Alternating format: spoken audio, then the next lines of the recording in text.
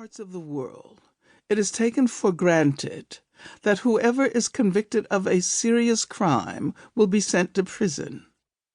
In some countries, including the United States, where capital punishment has not yet been abolished, a small but significant number of people are sentenced to death for what are considered especially grave crimes.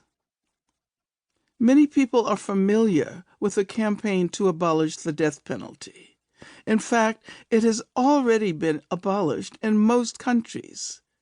Even the staunchest advocates of capital punishment acknowledge the fact that the death penalty faces serious challenges. Few people find life without the death penalty difficult to imagine.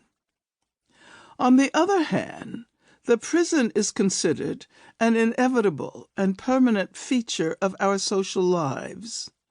Most people are quite surprised to hear that the prison abolition movement also has a long history, one that dates back to the historical appearance of the prison as the main form of punishment.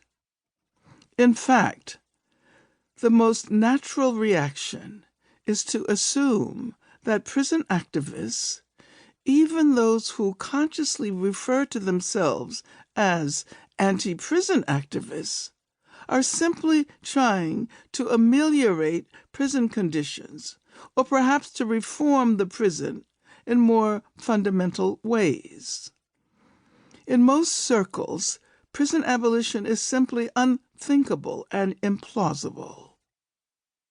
Prison abolitionists are dismissed as utopians and idealists, whose ideas are at best unrealistic and impracticable, and at worst mystifying and foolish. This is a measure of how difficult it is to envision a social order that does not rely on the threat of sequestering people in dreadful places designed to separate them from their communities and families. The prison is considered so natural that it is extremely hard to imagine life without it. It is my hope that this book will encourage listeners to question their own assumptions about the prison. Many people have already reached the conclusion that the death penalty is an outmoded form of punishment that violates basic principles of human rights.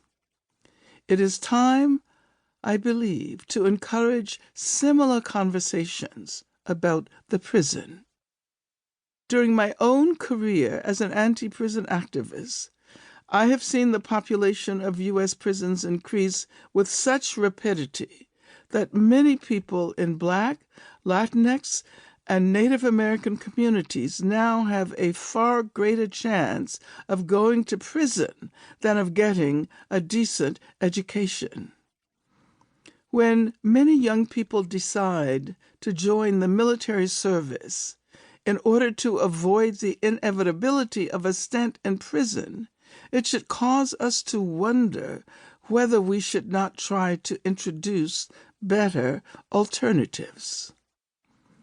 The question of whether the prison has become an obsolete institution has become especially urgent in light of the fact that more than 2 million people out of a world total of 9 million now inhabit U.S. prisons, jails, youth facilities, and immigrant detention centers.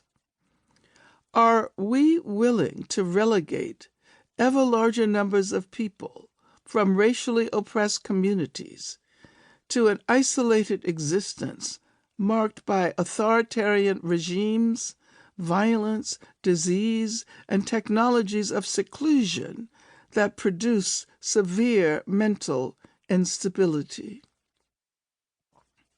According to a recent study, there may be twice as many people suffering from mental illness who are in jails and prisons than there